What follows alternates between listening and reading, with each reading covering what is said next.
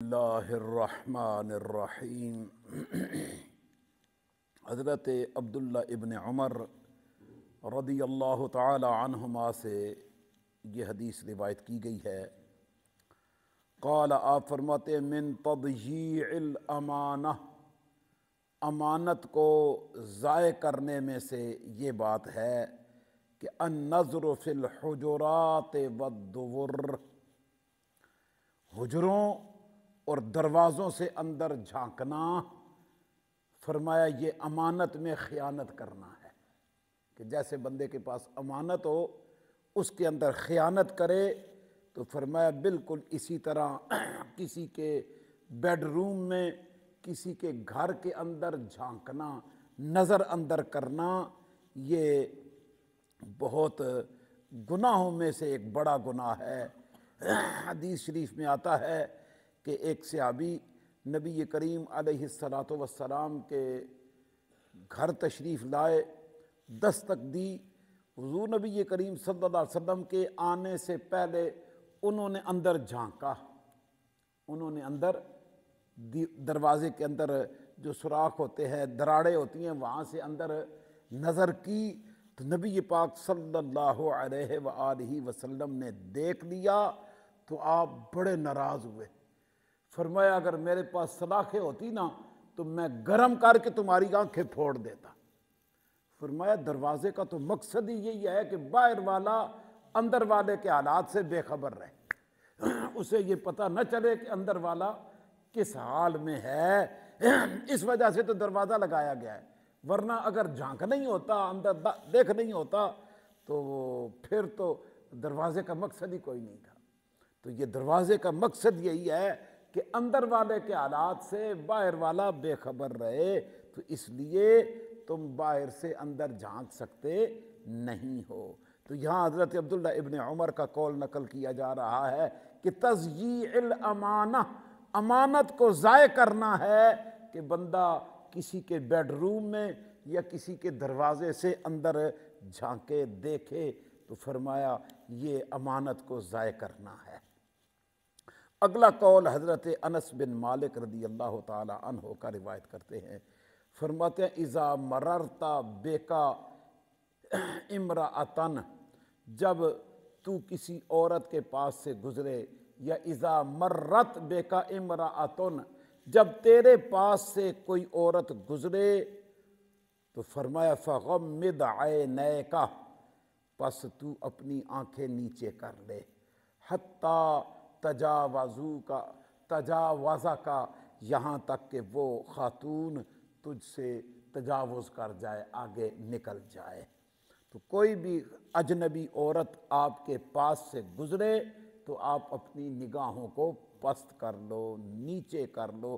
یہ حکم ہے کہ اس کے اوپر نگاہ ڈالنا، اسے دیکھنا، یہ منع ہے۔ اسی کو قرآن نے بھی منع کیا ہوا ہے۔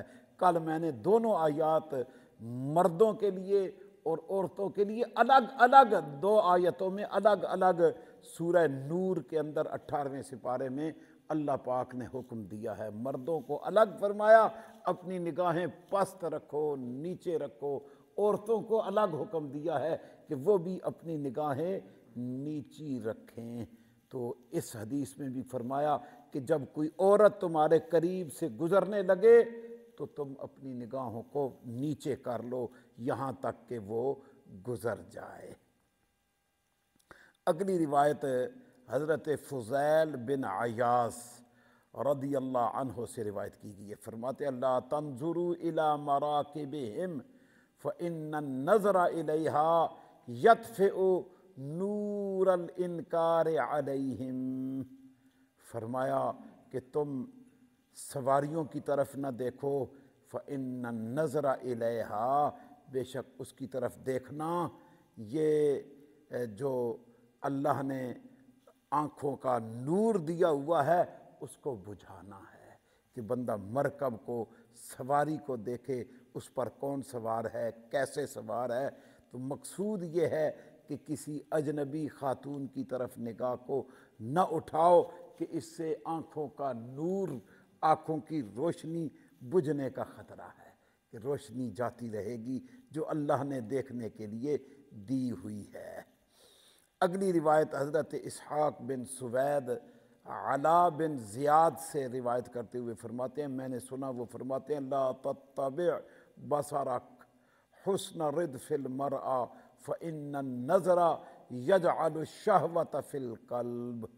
فرمایا اپنی نگاہ کو پھیر، اپنی بصارت کو عورت کی طرف نہ جانے دے کہ اس سے فرمایا کہ بے شک نظر دل میں شہوت کو پیدا کرتی ہے، برے خیالات پیدا کرتی ہے۔ بندہ دیکھتا ہے، آنکھ بہکتی ہے تو دل بہکتا ہے، دل بہکے تو انسان جو ہے گناہ کی طرف چلا جاتا ہے۔ تو اس لیے فرمایا کہ اپنی نگاہوں کو آپ محفوظ رکھو اور اپنی نگاہ کے پیچھے دوسری نگاہ مت لگاؤ۔ ایک دفعہ نظر پڑی مت دوسری دفعہ دیکھو، اور اچانک پڑنے والی نظر کا حکم دیا کہ نگاہ کو پھیر لو۔ تو یہ ہے نگاہوں کی حفاظت۔ نگاہوں کی حفاظت ہی اصل حفاظت ہے۔ امام اہل سنت اعلیٰ حضرت فاضل بریلوی علیہ الرحمہ کے بچپن کا ایک واقعہ بیان کیا جاتا ہے۔ 6-7 سال کی آپ کی عمر ہے یا اس سے کم ہے، آپ نے صرف کرتا پہنا ہوا ہے۔ صرف کیا پہنا ہوا ہے؟ صرف جیسے بچے ہوتے ہیں کرتا پہنتے ہیں، شلوار نہیں ہے، تو آگے سے کچھ ہجڑے مخنث وہ سامنے سے گزرے تو آپ نے انہیں خواتین سمجھا، تو اپنے کرتے کو اٹھا کے اپنی آنکھوں پہ رکھ لیا، اپنے کرتے کو اٹھا کے اپنی آنکھوں پہ رکھ لیا۔ تو وہ تو مسخرے ہوتے ہیں، آپ کے ساتھ مذاق اڑانے لگے کہ جو چیز چھپانے کی ہے وہ ظاہر کر رہے ہو، اور جو ظاہر بھی رہے تو اس کو چھپا رہے ہو۔ تو آپ نے بڑا خوبصورت بچپن میں بڑا خوبصورت جواب دیا، فرمایا آنکھ بہکتی ہے تو بندہ بہکتا ہے، اگر آنکھ بچ جائے تو بندہ بچ جاتا ہے۔ یہ آپ کے بچپن کی کرامات میں بیان کیا جاتا ہے کہ آپ کو اللہ نے اتنی بصارت اور بصیرت دی ہوئی تھی کہ آپ اس عمر میں بھی اپنی نگاہوں کی حفاظت فرماتے تھے۔ تو اس لیے ہمیں چاہیے کہ ہم اپنی نگاہوں کی حفاظت کریں، اپنی نگاہوں کو گناہوں کی طرف راغب نہ ہونے دیں۔ بس یہ نگاہ ہی ہے جس سے بندہ بہت ساری خرابیوں کی طرف بڑھ جاتا ہے۔ اللہ کریم ہمیں اپنی نگاہوں کی حفاظت کی توفیق عطا فرمائے۔